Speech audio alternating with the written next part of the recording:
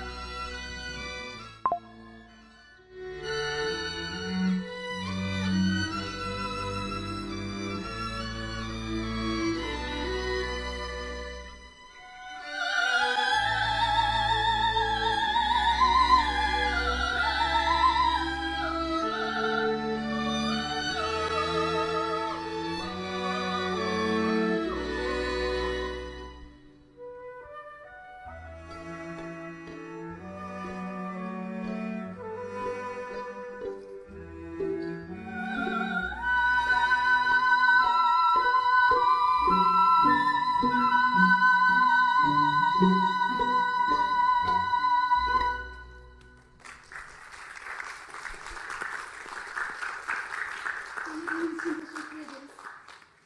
Sağ ol. Fakat sendeki diyafram da maşallah bayağı geniş. Sigara içmeyince böyle oluyor Heh. Sayın Cumhurbaşkanım.